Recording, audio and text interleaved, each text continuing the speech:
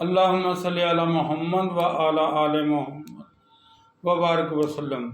الصلاۃ والسلام علیکہ یا رسول اللہ۔ دوستو، بہت دنوں کے بعد ملاقات ہو رہی ہے۔ میں نے آنکھوں کا آپریشن کروایا تھا، اس وجہ سے یہ 10-15 دن نکل گئے، کوئی ویڈیو نہیں بنا سکا۔ تو آج کچھ طبیعت بہتر ہے، سوچا دوستوں کے پاس حاضری لگا لوں۔ دوستو، آج کا جو میری ویڈیو کا ٹاپک ہے وہ یہ ہے کہ راہ سلوک میں انسان کو مقامات کیسے ملتے ہیں۔ عبادت سے ملتے ہیں، خدمت خلق سے ملتے ہیں، یا وہ کون سی ایسی رمز ہے جس سے انسان کے مقامات دن بدن بڑھتے جاتے ہیں اور وہ اللہ کی بارگاہ میں منظور ہو جاتا ہے، قبول ہو جاتا ہے۔ ویڈیو شروع کرنے سے پہلے دوستوں سے درخواست ہے کہ ویڈیو کو لائک بھی کریں، سبسکرائب بھی کریں، شیئر بھی کریں، کامنٹ تو ضرور کیا کریں۔ دیکھیے دوستو، جہاں تک عبادت کی بات ہے، عبادت تو ابلیس نے بھی بہت کی، لیکن اللہ کی بارگاہ سے روندا گیا۔ اور اگر ہم کہیں تہجد پڑھنے سے ثواب ملتا ہے، اللہ کا قرب بھی ملتا ہے، نماز 5 گنا ادا کرنے سے یہ تو فرض ہے، یہ تو کسی بھی حال میں چھوٹ ہی نہیں سکتی۔ لیکن یہاں بات ہو رہی ہے مقامات کی۔ کسی نے حضرت باجید بستامی رحمۃ اللہ علیہ سے پوچھا کہ حضرت، راہ سلوک میں سب سے مشکل کام آپ کو کون سا لگا؟ آپ نے فرمایا، پہلے علم حاصل کرنا، پھر اس پہ عمل کرنا۔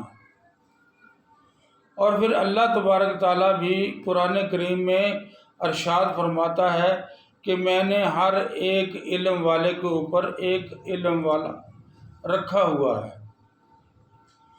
اور مجدد طلب ثانی فرماتے ہیں کہ جاہل نہ کبھی ولی ہوا ہے، نہ آئندہ ہوگا۔ اب دوستو، تو پھر وہ کون سی چیز ہے جو انسان کے مقامات کو بڑھاتی ہے؟ وہ ہے علم۔ داتا صاحب فرماتے ہیں اپنی کتاب کشف المحجوب میں کہ علم کی خاصیت یہ ہے کہ انسان اس کو حاصل کرتا رہتا ہے، اس پہ عمل کرتا رہتا ہے اور یہ اللہ تک پہنچ جاتا ہے۔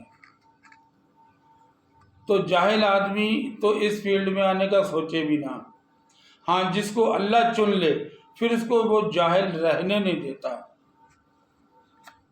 جس کو اللہ چن لے اس کو پھر جاہل رہنے نہیں دیتا۔ جیسے کہ شیخ ابو الحسن خرقانی رحمۃ اللہ علیہ ہیں، بظاہر دنیا میں اس کا کوئی استاد نہیں، لیکن وہ بہت بڑے عالم بھی تھے۔ کیوں؟ ان کو اللہ تبارک تعالیٰ نے اپنا لدنی علم سکھایا۔ اب ہر گلی اور چوراہے پہ، نکر پہ بیٹھا ہوا بندہ جو لوگوں کو تویز دھاگے دے رہا ہے اور ساتھ یہ دعویٰ بھی کر رہا ہے کہ میرے پاس لدنی علم ہے، اس بات میں کہاں تک سچائی ہے، کہاں تک نہیں، یہ اللہ ہی بہتر جانتا ہے۔ لیکن ہم تو یہ بات جانتے ہیں جو بزرگوں کی صحبت میں بیٹھ کے حاصل کیا کہ بغیر محنت کے کوئی چیز حاصل ہو ہی نہیں سکتی۔ لیکن انبیاء کرام کی زندگی کو آپ دیکھیں، ہمارے سامنے تکلیفیں اٹھائیں، لوگوں کی ماریں کھائیں۔ خود میرے اور آپ کے آقا نے وہ ایسی کون سی تکلیف ہے جو نہیں اٹھائی؟ کس کے لیے؟ اس دین مبین کے لیے۔ یہ دین مبین آج اتنا سستا ہو گیا کہ ہم کوئی محنت نہ کریں اور کہیں ہم جنتی ہیں، ہم وقت میں نماز بھی ادا نہ کریں، ماہ رمضان شریف کے روزے بھی نہ رکھیں، جھوٹ بھی بولیں اور پھر کہیں حضور ہمیں چھڑوا لیں گے، ہم حضور کے امتی ہیں، لوگوں کا حق کھا جائیں اور کہیں ہم تو حضور کے امتی ہیں، حضور ہمیں چھڑوا لیں گے، غیبت کریں اور یہ کہیں ہم تو حضور کے امتی ہیں، حضور ہمیں چھڑوا لیں گے، کسی کو ناحق قتل کر دیں اور ہم یہ کہیں ہم تو حضور کے امتی ہیں، ہمیں حضور چھڑوا لیں گے، ہم زنا کاری کریں، الگر ہم دنیا بھر کی برائیاں کریں اور پھر یہ کہیں کہ حضور ہمیں چھڑوا لیں گے، دوست ایسے بندے کو حضور نہیں چھڑوائیں گے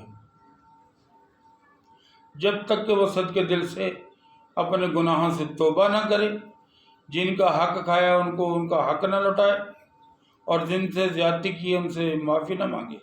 یہی ہے علم کی خاصیت۔ علم آپ کو بتاتا ہے کہ آپ نے یہ کرنا ہے، یہ نہیں کرنا۔ اللہ کے رسول بھی اسی کی سفارش کریں گے جس نے دنیا میں توبہ کی ہوگی، گناہ بھی ہوئے ہوں گے اس سے، کیونکہ توبہ تو گناہوں پہ کی جاتی ہے نا۔ جو توبہ کرتا ہوگا، اللہ سے ڈرتا ہوگا، رسول اللہ کے پیغام کو حق سمجھتا ہوگا، اس پہ عمل کرتا ہوگا، پھر رسول اللہ اس کی سفارش کریں گے۔ اور یہ کالا منہ لے کے وہاں چلا جائے اور توبہ بھی نہ کرے اور کہے میں حضور کا امتی ہوں، تو معاف کرنا، کل قیامت کے دن حضور نے فرما دیا کہ تم تو میری امتی نہیں ہو، پھر کہاں جائیں گے؟ آپ سوچیں، یہ علم بتاتا ہے آپ کو کہ آپ نے یہ حرام کام ہے یہ نہیں کرنا، یہ غلط کام ہے آپ نے یہ نہیں کرنا، یہ اگر ہو گیا توبہ کرو۔ اس لیے انسان کو جو بھی مقامات ملتے ہیں وہ علم کی ہی وجہ سے ملتے ہیں۔ پیران پیر شیخ عبد القادر جیلانی غوث اعظم کیوں کہلائے، قطب ربانی کیوں کہلائے؟ کہ وہ چاروں فقہوں کا علم جانتے تھے، قرآن حدیث اور چاروں فقہوں کا علم جانتے تھے۔ ان کے پاس علم کا ایک وسیع خزانہ تھا۔ امام غزالی علم کی وجہ سے بنا۔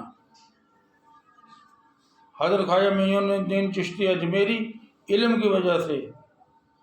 یہ جتنے بھی روشنی کے مینار ہیں، ان سب نے سب سے زیادہ ریاضت کی ہے وہ علم پہ کی ہے۔ لہٰذا ہمیں بھی یہ چاہیے کہ ہم قرآن کریم کا، احادیث مبارکہ کا علم حاصل کریں، پھر اس پہ عمل کریں، پھر ہم بے شک تھوڑے سے ہی نفل پڑھیں گے، کام چل جائے گا۔ 10 تسبیح کی بجائے 1-2 تسبیح پڑھ لیں گے، کام چل جائے گا۔ ہمیں پتہ ہونا چاہیے کہ ہم جس کو پکار رہے ہیں وہ کیا ہے، ہم جس سے جو مانگ رہے ہیں ہم کیا مانگ رہے ہیں۔ ہمارے تو 90% قوم کو یہ نہیں پتہ کہ ہمارے جو پیش امام صاحب دعا کروا رہے ہیں مسجد میں، اس دعا کا مطلب کیا ہے، اس دعا میں کہا کیا جا رہا ہے۔ تو دوستو، مقامات جس کو بھی چاہیے روحانیت میں، اس کو چاہیے تو وہ پھر علم کے اوپر توجہ دے، اس کو سب کچھ مل جائے گا۔ آخر میں پھر آپ دوستوں سے اپیل کروں گا کہ چینل کو لائک بھی کریں، سبسکرائب بھی کریں اور دوستوں کے ساتھ شیئر بھی کریں۔ السلام علیکم۔